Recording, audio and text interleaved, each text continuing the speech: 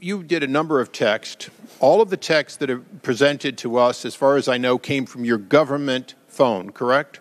I believe that to be the case, yes. So you've made no text available from your private phone, is that correct? That's correct. Did you ever text on your private phone? I did. Did you ever text Lisa Page on your private phone? I did. March 4th, 2016. You want me to read this? Yes, please. Yes, sir. OMG, he's an idiot. July 19th, 2016. Hi, how was Trump other than a douche? Melania? July 21st, 2016. Trump is a disaster. I have no idea how destabilizing his presidency would be. And I'll preface it by saying this for context. Ms. Page said, not ever going to become president, right? Right? No, he's not. We'll stop it. Repeat that again. No, he's not. We'll stop it. August 15th, 2016. I want to believe the path you threw out for consideration in Andy's office, that there's no way he gets elected, but I'm afraid we can't take that risk. It's like an insurance policy in the unlikely event you die before you're 40. Opposing views of how Americans comprehend the blatant bias conducted by former FBI investigator Peter Strzok was met with total chaos. Mr. Strzok, the way you do, saying the things you did, you'd been better off coming in here and say, look, that was my bias. And you kind of get around to that a little bit when you say, hey, everybody's got political views. Those are called biases, and we all have them. And you have come in here and said, I had no bias. And you do it with a straight face. And I watched you in the private testimony you gave. And I told some of the other guys, he is really good. He's lying. He knows, we know he's lying. And he could probably pass a polygraph. It's amazing. Mr. Chairman. No, this is my Mr. time. Chairman, I'm sorry. Point of order. This point of order. No. The gentleman will state his point of order. A member of this committee just asserted that this witness, who is under oath and a former agent of the FBI, lied. There is no evidence of that. I ask him to withdraw it. I do not withdraw it. He is not a member of Congress. It's not a violation of the rule. And just as you have been expressing bias through your members about what a hero there is not a single person on this committee who has ever characterized a witness gentleman from Rhode Island. Gentleman, it's my time. That's a disgrace. Gentleman from Rhode Island will suspend. No, the disgrace is what this man has done. The gentleman from Texas will suspend for a moment. There is the disgrace. And it won't be recaptured anytime soon because of the damage you've done to the justice system. And I've talked to FBI agents around the country. You've embarrassed them. You've embarrassed yourself. And I can't help but wonder when I see you looking there with a little smirk, how many times did you look so innocent into your wife's eye and lie to her about Lisa? Mr. Chairman, this is outrageous. The credibility of a witness Shame is on always you. an issue. Mr. Chairman, please. Have you Mr. Chairman, this is intolerable harassment of the witness. What's wrong with that? You need your medication.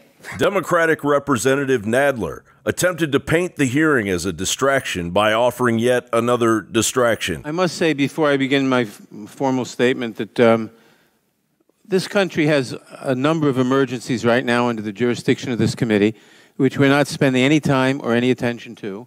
The leading one obviously being the fact that 3,000 children were improperly taken away from their families, and the administration seems either unwilling or out of total incompetence, unable to return the kids to their families even under court order. While Representatives Goodlatte and Gowdy tore into the hypocrisy of Strzok's insistence that his investigation was not biased against Donald Trump.